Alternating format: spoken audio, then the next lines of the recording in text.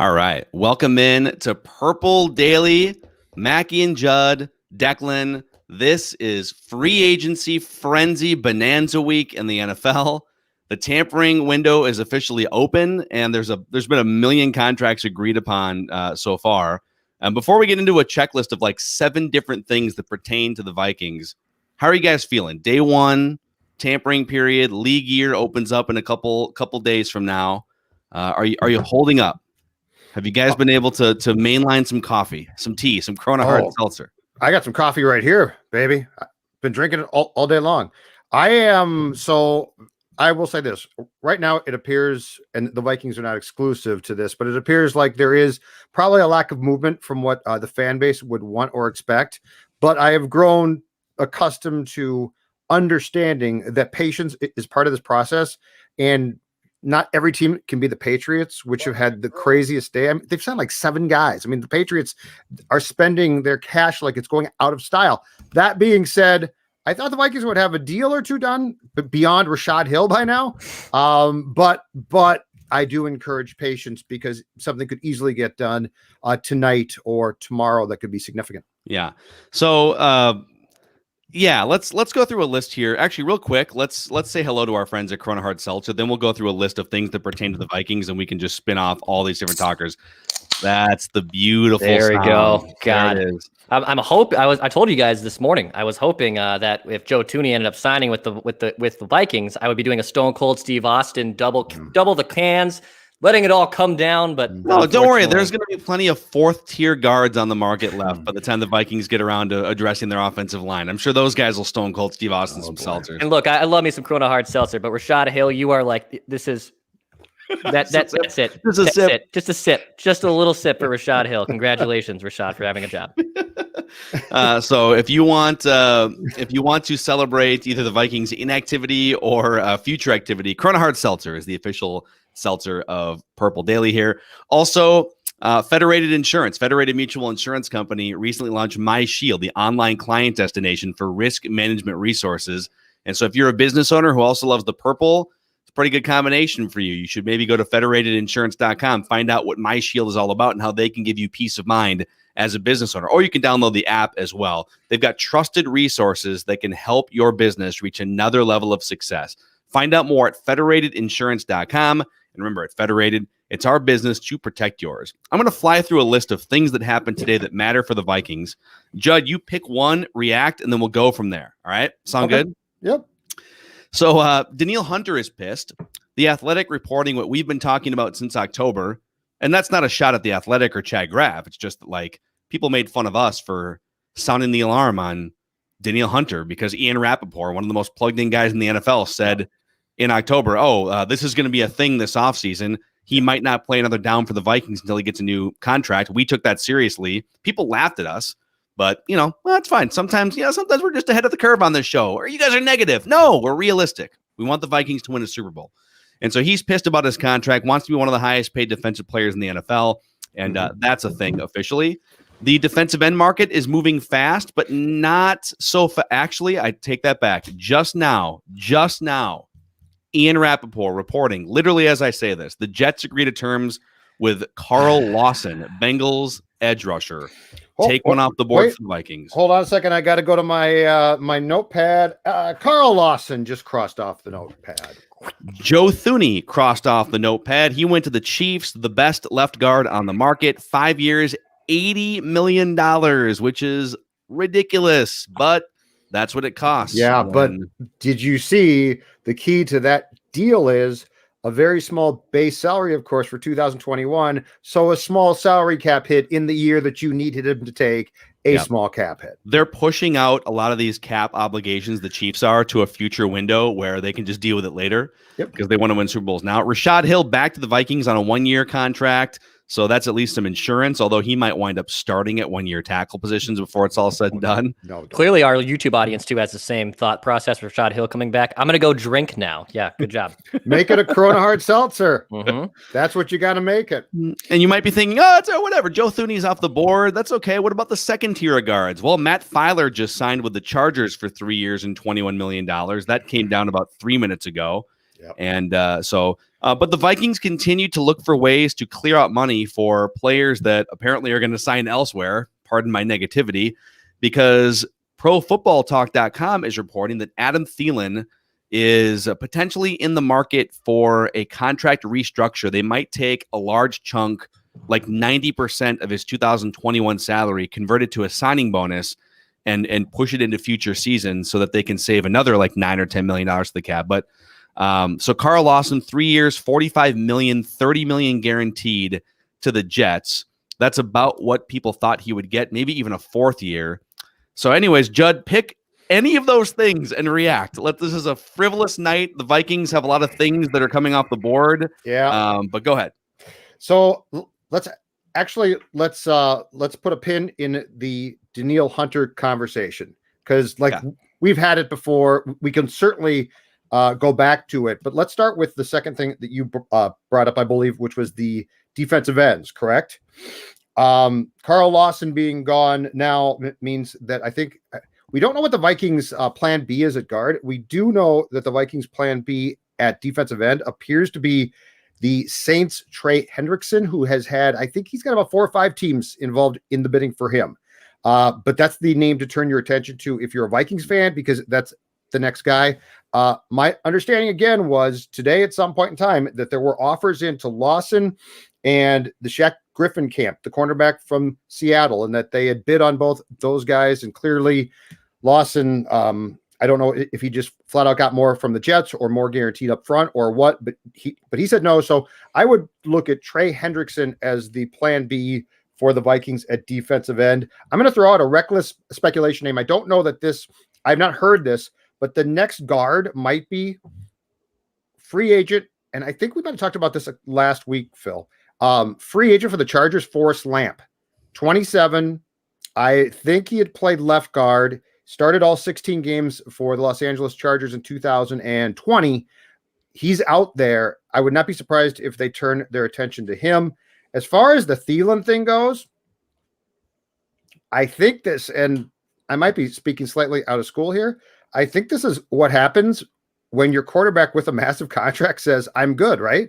Like you're desperate. Like you're going to anybody that makes sense and saying, will you redo your contract slightly? Like we're not going to take cash away from you.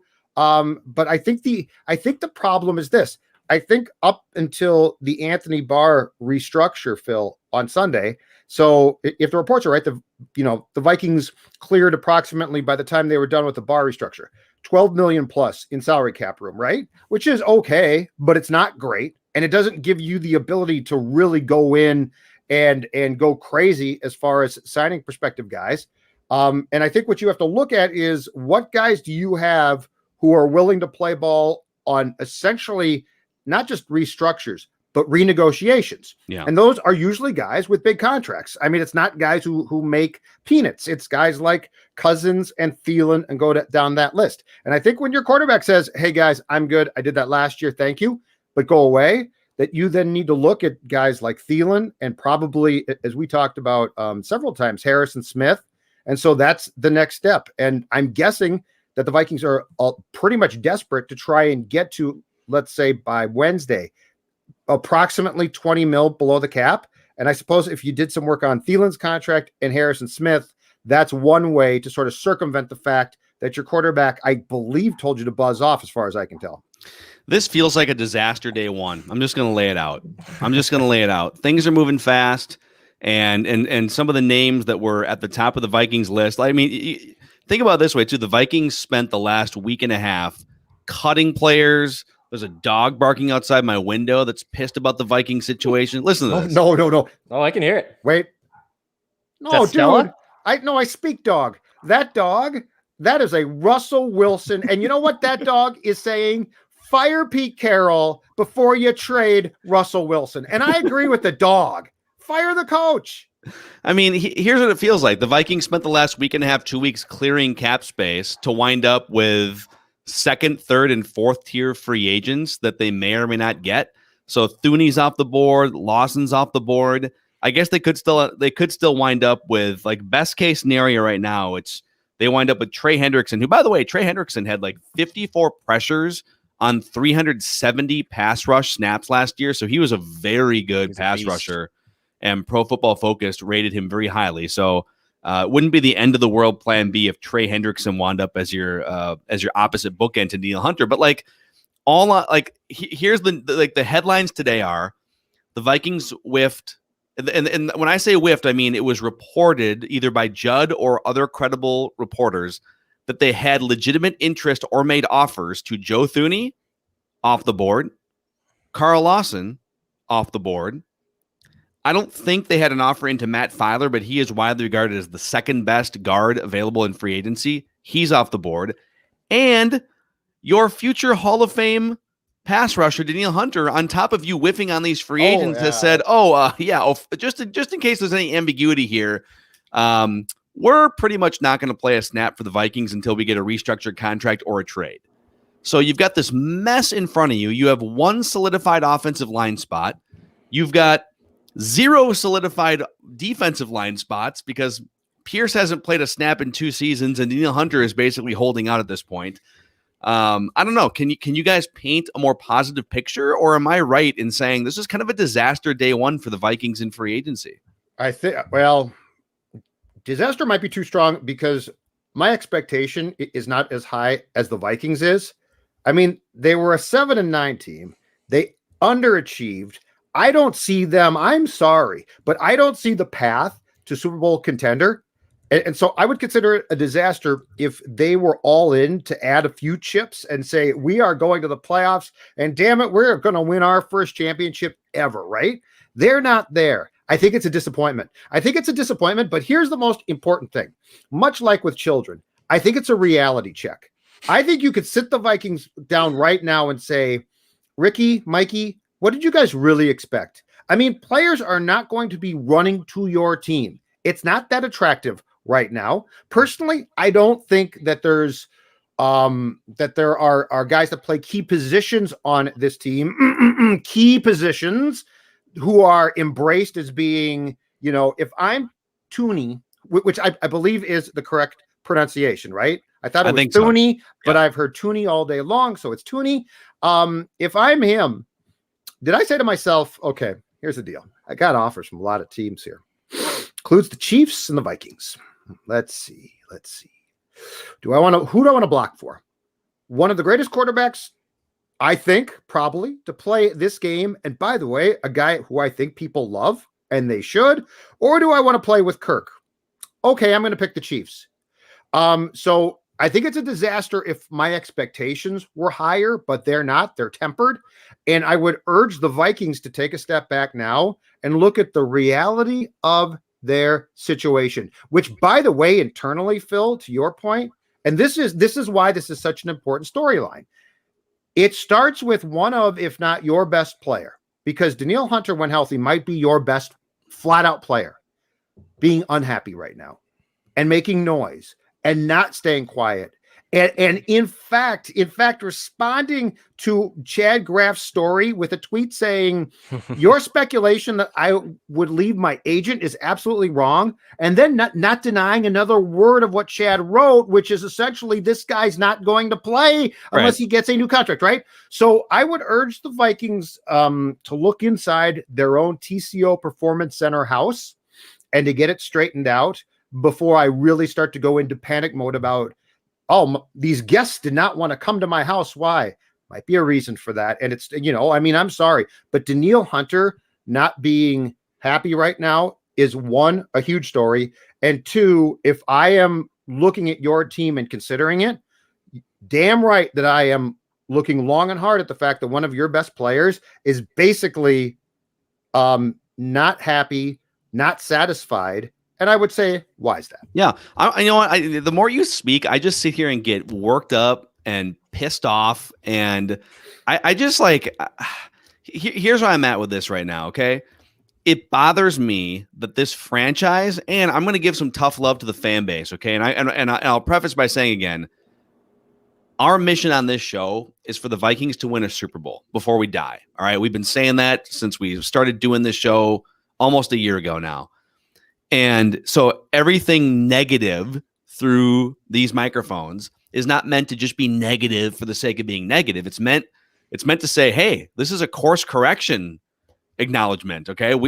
This isn't how you win a Super Bowl, criticizing Kirk's lack of clutchness late in games or bad offensive line or whatever. Okay.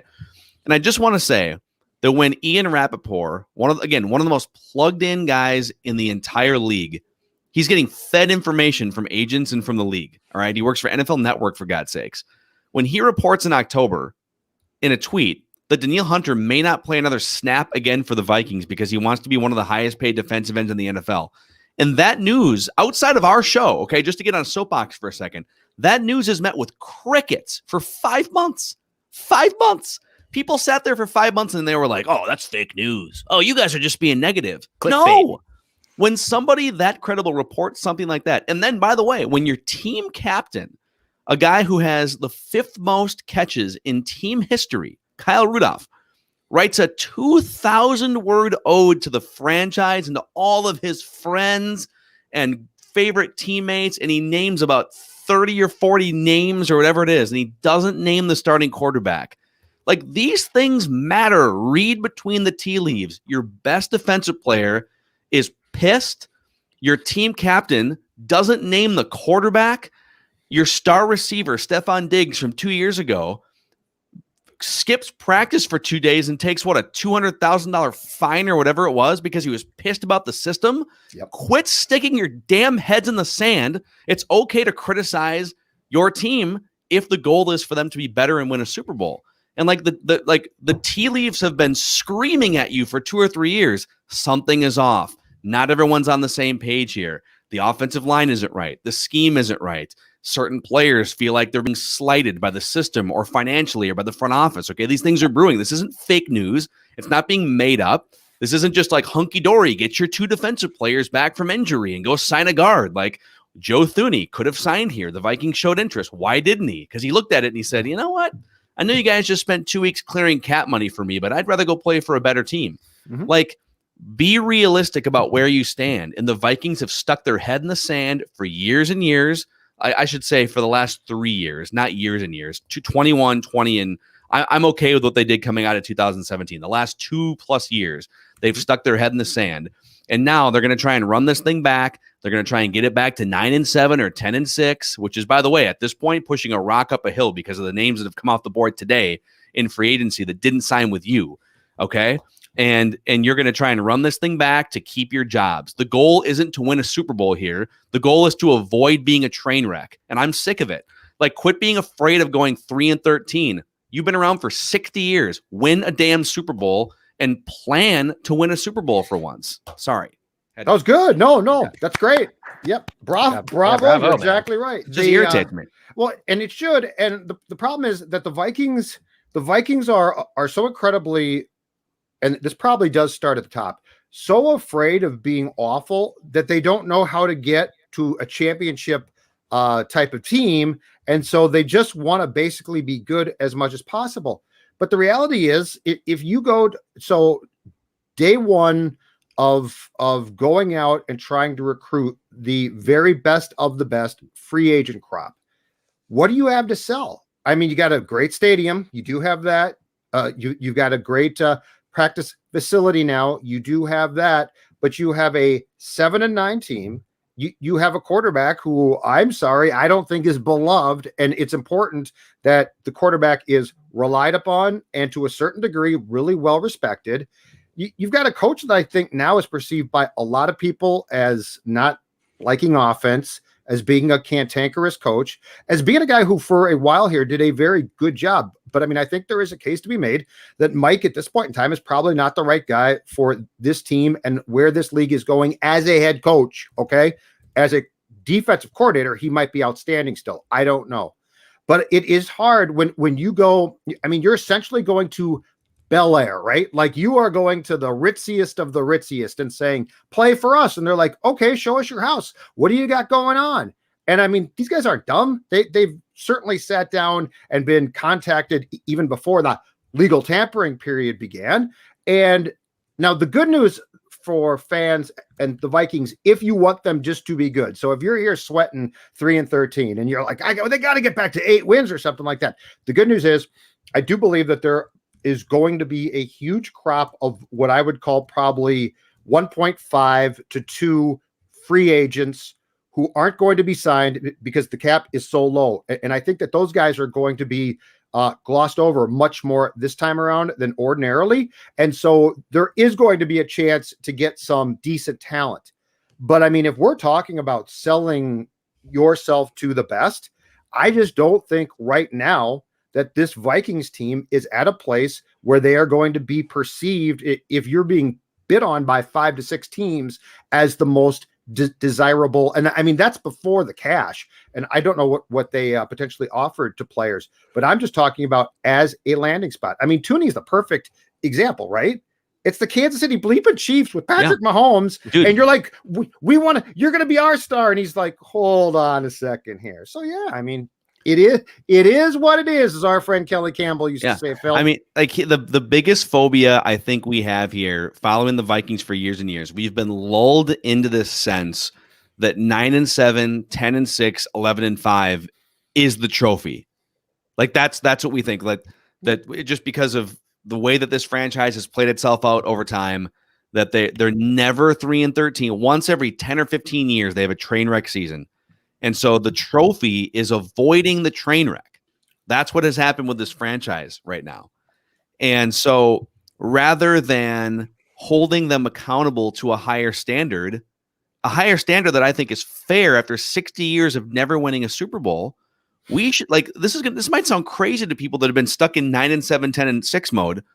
For the Vikings to win a Super Bowl, they need to go like 13-3 in the regular season, play a home NFC championship game, and get lucky at the same time. That's how you win a Super Bowl.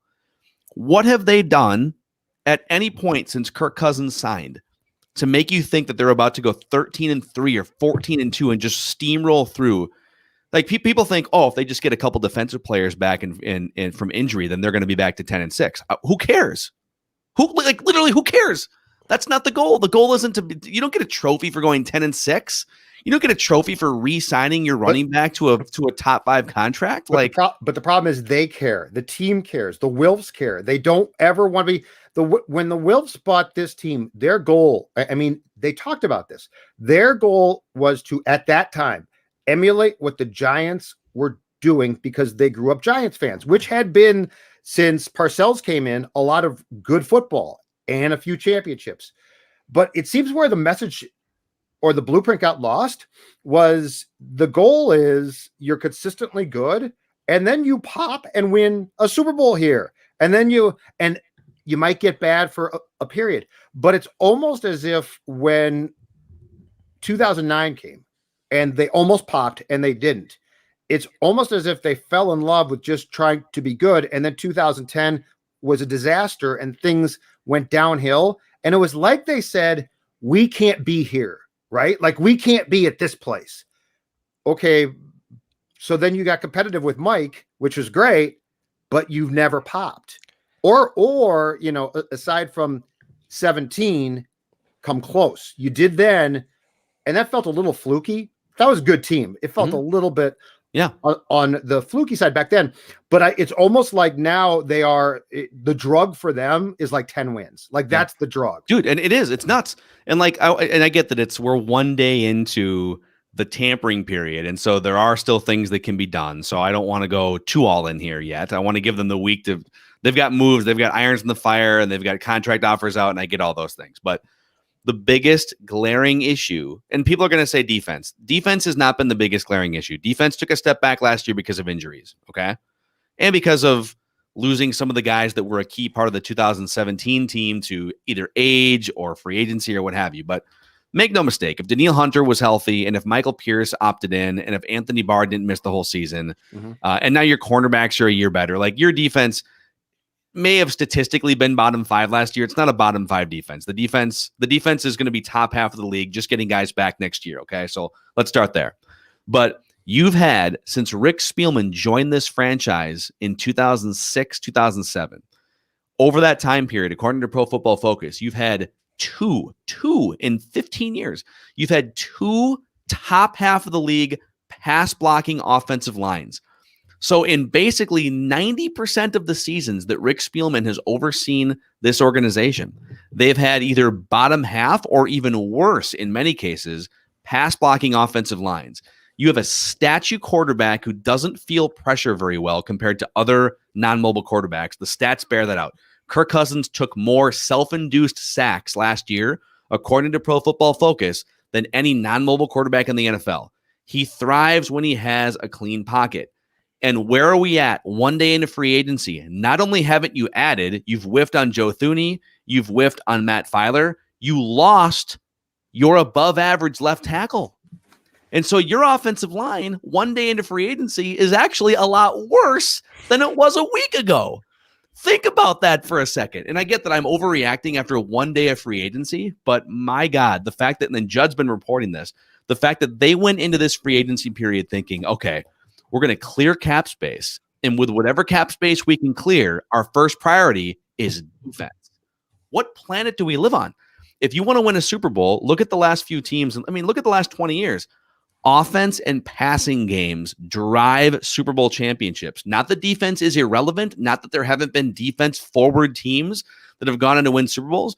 The Vikings had the 11th best offense in terms of scoring and the 4th best offense in terms of yards. They were closer going into this free agency period to becoming an elite offense than the defense was with one free agent signing to becoming an elite defense.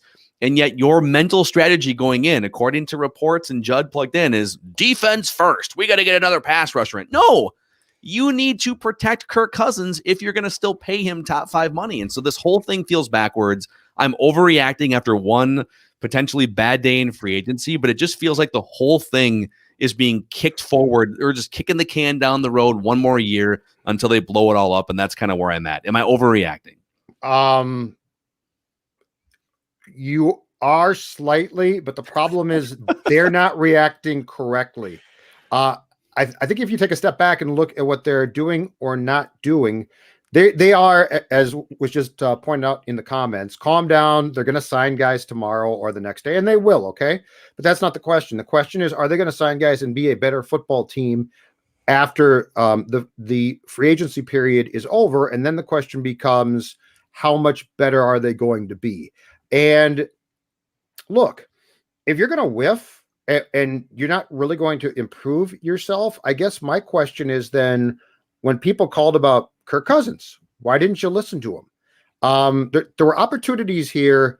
There have been opportunities to hit a detonate button, and I understand that Zimmer and Spielman's contracts in their minds probably, and they might be right, don't allow for that.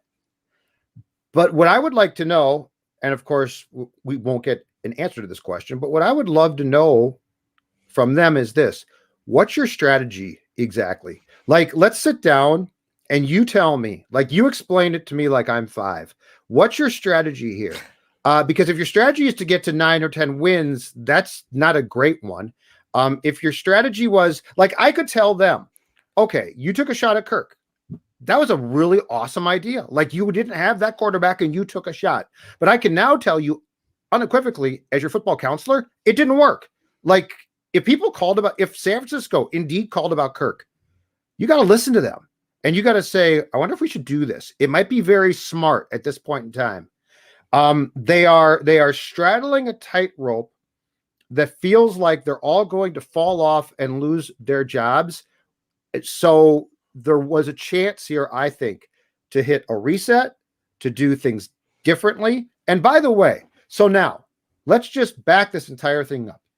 If you're forced to trade, because if he won't play for you, you're not going to allow Danielle Hunter to retire. People, stop with that. Just sit on his rights for 3 years. He can learn. That's not how this league works. You ain't doing that. And by the way, do you know what type of message that would send to guys you're trying to sign? They'd be like, bleep you, I'm out of here. So if Danielle Hunter says, I'm not playing, and they say, we're not paying you, they're going to have to trade him, okay?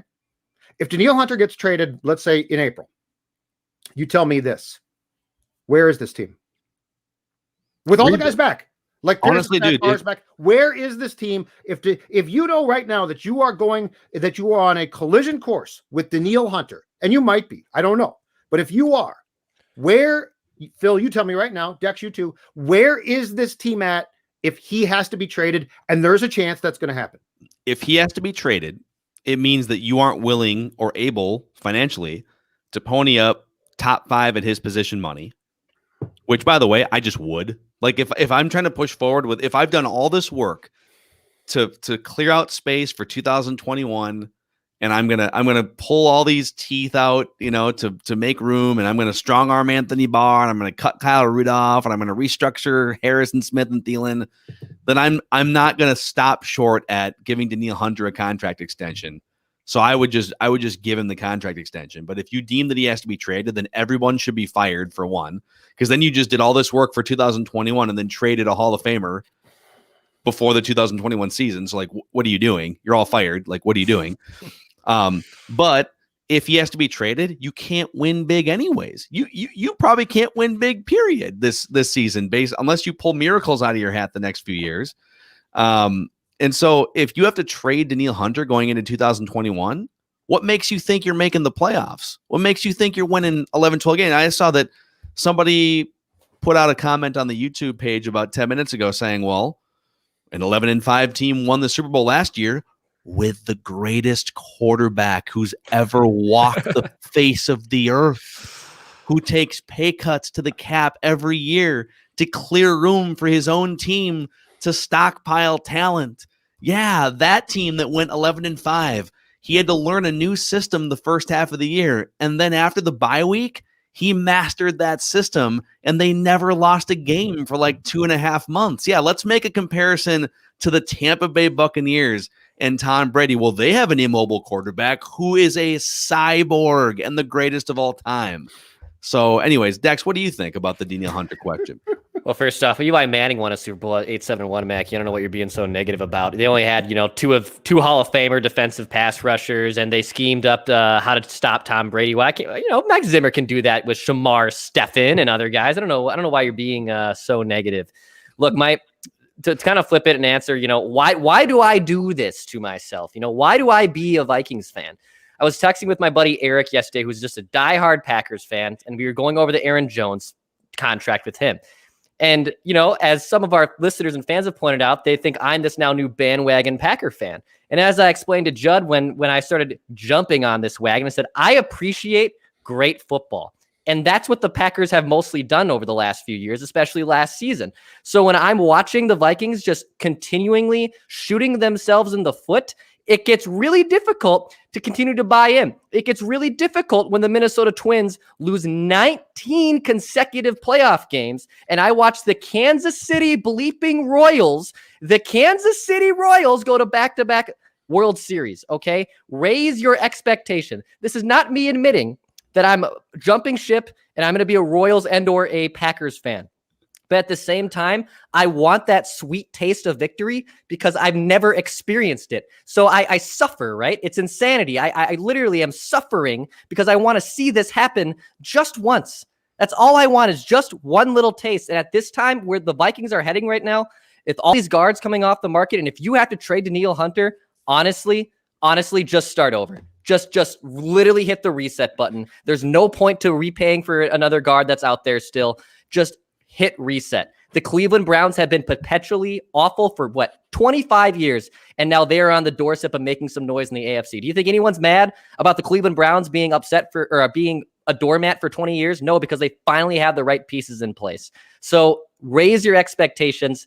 That's my rant, basically. I'm not going to jump ship to the Packers, but I will appreciate greatness, and I will honor those small market teams when they get there to prove that you can do it too.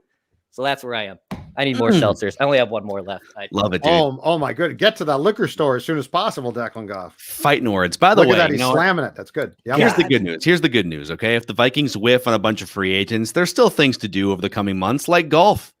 Like, have you guys been to PXG Minneapolis yet? Not yet. So Declan and I'm excited. We love golf. We're terrible at golf, but we love golf. Could use golf shirt.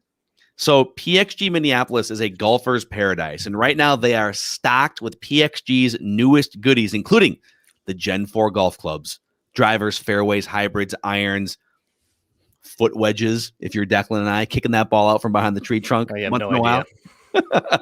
PXG's new 0 to 11 clubs are in stock as well. And if you want just some sharp apparel to look snazzy as you're walking around waiting for the Purple to sign a free agent, they've got apparel too. PXG in Minneapolis, Southdale Center, and find out more at pxg.com/Minneapolis. Also, we're giving away $100 a day on the Score North app. So the Score North, by the way, thanks for everyone who's hanging out with us tonight.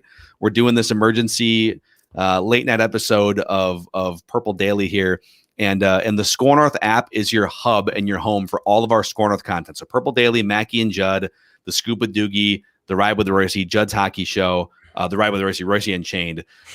Every day until March 26th, we're giving away $100 to one person every day who opens the Score North app. That person is also entered to win a $10,000 prize pack from one of our 9 partners. Today, Paul Geifer from Minneapolis won $100. He's also entered for a $10,000 prize pack. Open the app, register, enter the Pick Your Prize contest through listener rewards. All right. End of my cheap plugs. Man, this has been a therapy session. Like, Hold on, I feel good Hold on, boys. right now. I got something potentially. It's small. According to our guy Dukes, Harrison Smith's representatives and the Vikings are talking about some type of deal with his contract to create more cap room as well. For if you get Thielen, well, I mean, there is tell him Joe Thienen's with the Chiefs. You want to tell Rick? There's a group again. There is a group of probably 1.5 to 2 free agents that aren't Thuney or Tooney, but that are pretty good that could help.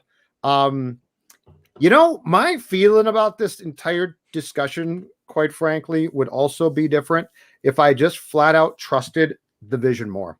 I think that's my biggest problem. I don't trust the vision. And the truth is bent so much by the people that run the team because they think they're smart.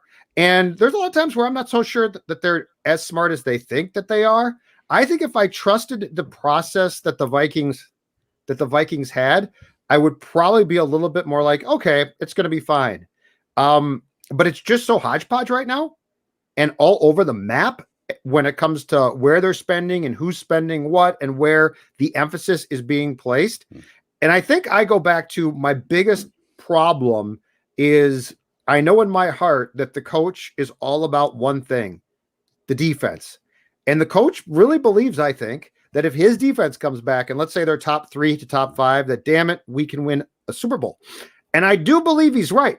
If you make the actual Super Bowl, the problem is you're probably going to have to play 17 regular season games in 2021. And that's where asking your defense to get you there is the big ask, right? Like if you get to the Super Bowl, I think, yeah, you play this great defensive game and my God, you won it maybe. But there's this whole thing called the regular season that emphasizes and the rules do offense. So, and no, I'm not high.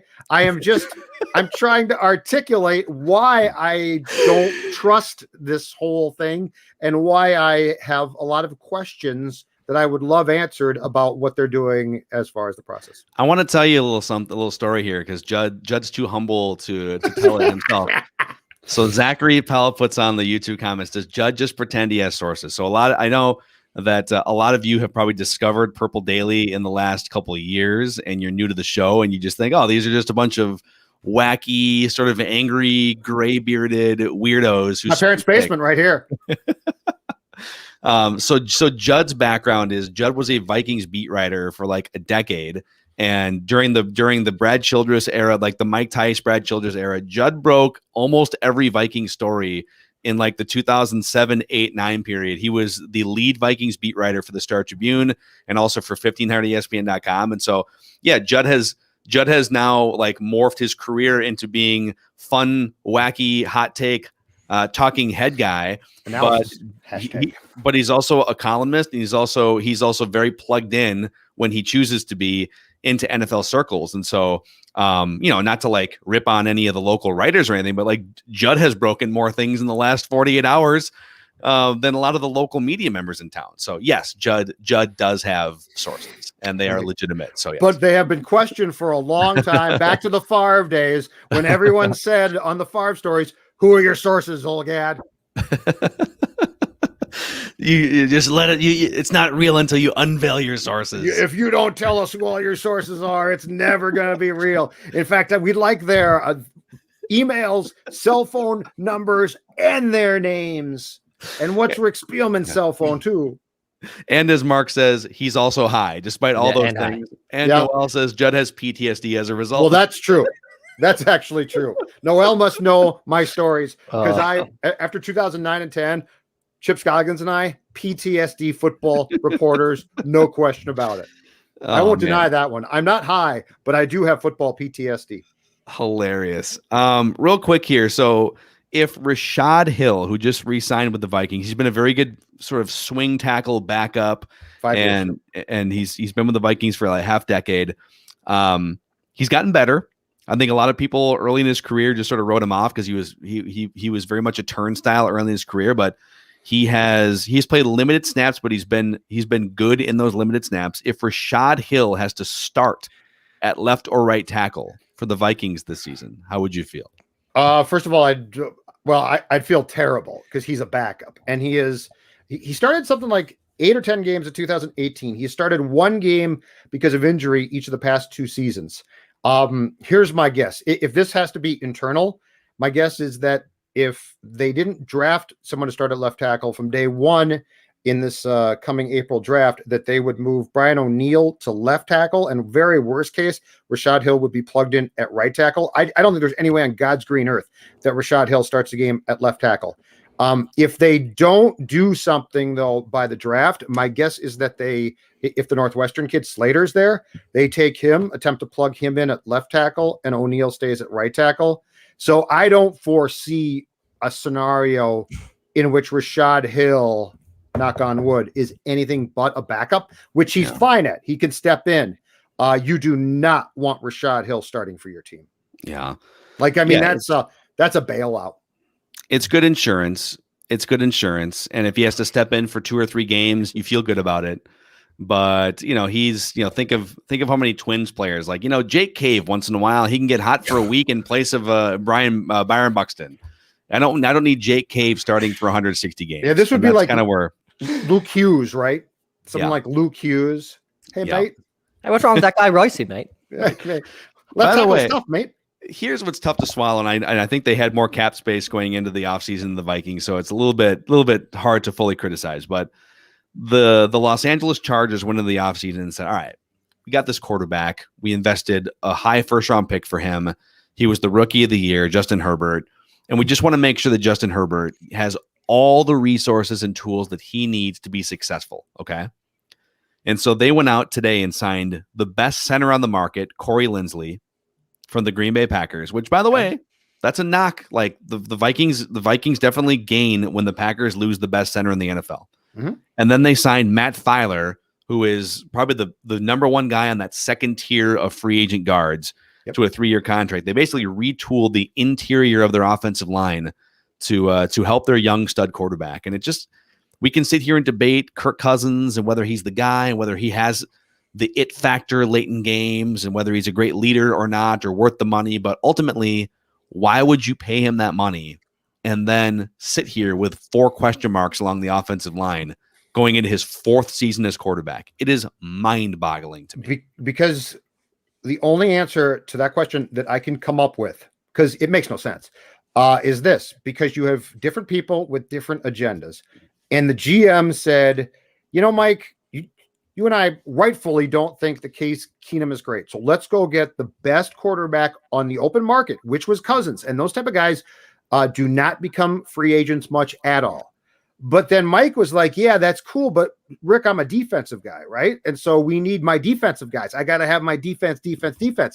And so I feel like it's been a push and a pull since then as to who's going to get what. And nobody ever said, okay, going into 2019, we now realize that we have to strengthen, because of who Kirk is, this line, or it's just not going to work. Now, the option would have been to say, if we're not going to do that, let's get him through his 3-year contract and dump him.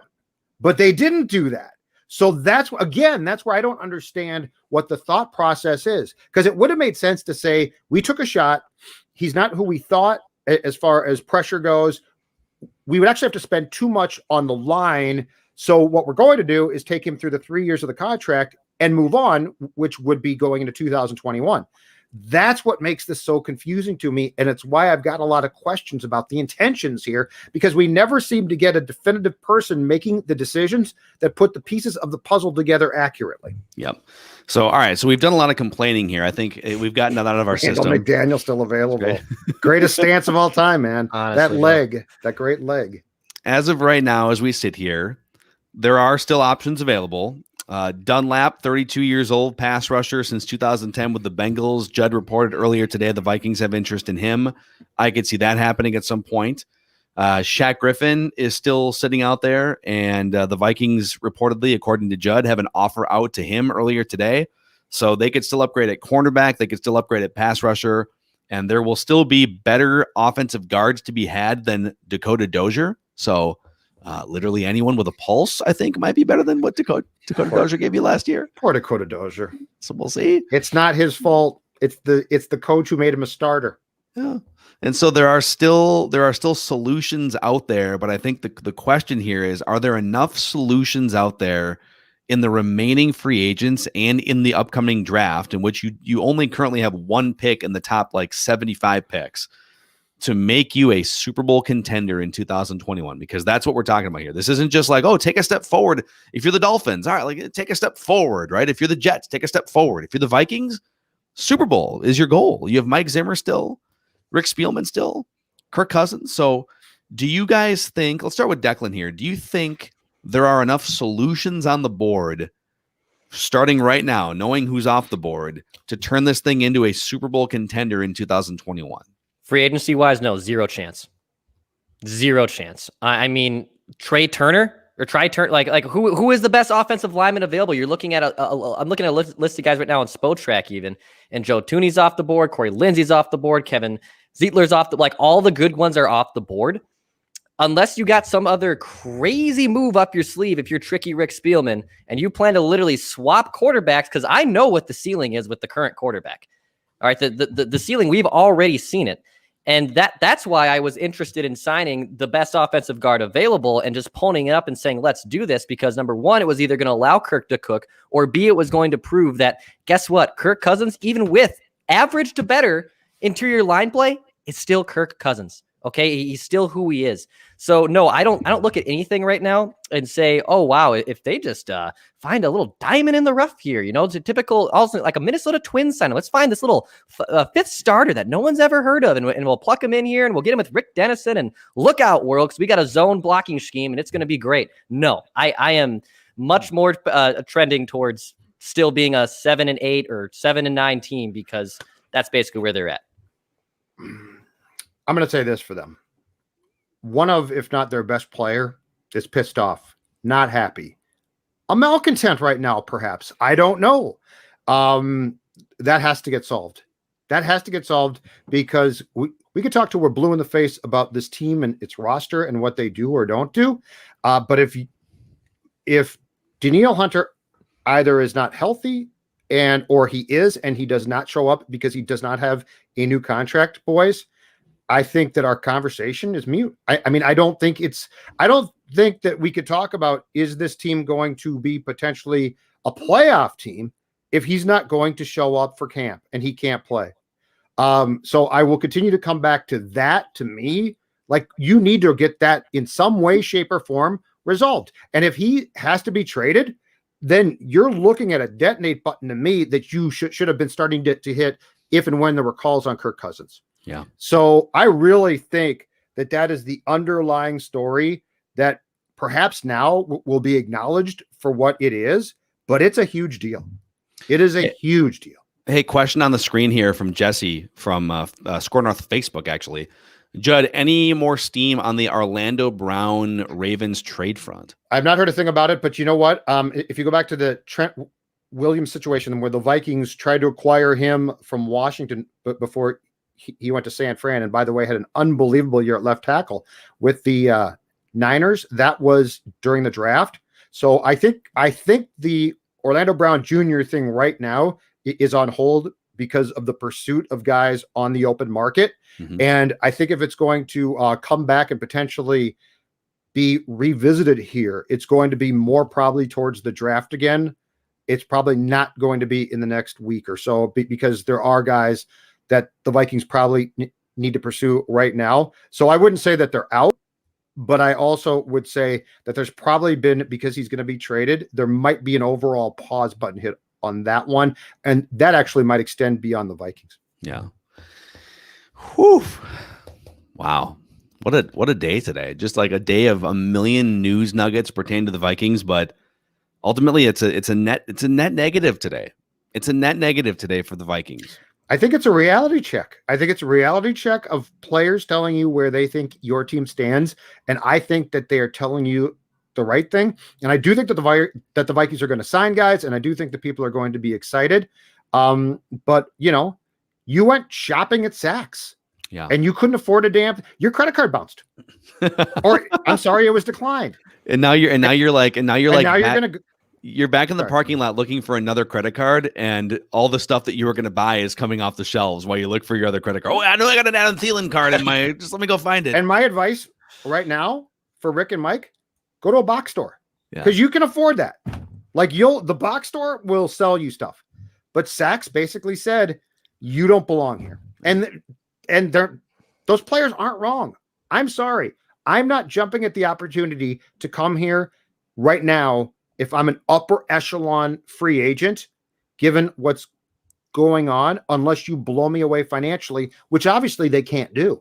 Hey, here's one more thing here from the YouTube comment sections. Golf Juliet Bravo.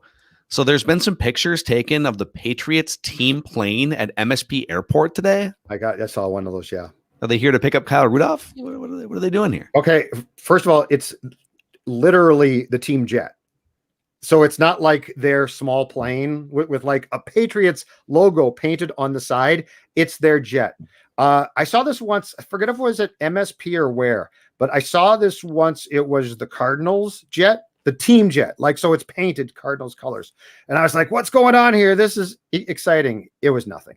So my guess is it's nothing. It's like, I think it's the plane that Bob Kraft owns, but it's literally a huge jet. So like you wouldn't send it here to pick a guy up. Hey, Rudy, you want to ride in our jet? Do you just do it just to confuse people and throw people off the scent? Troll life. The Patriots signed like 8 guys today. It's unbelievable.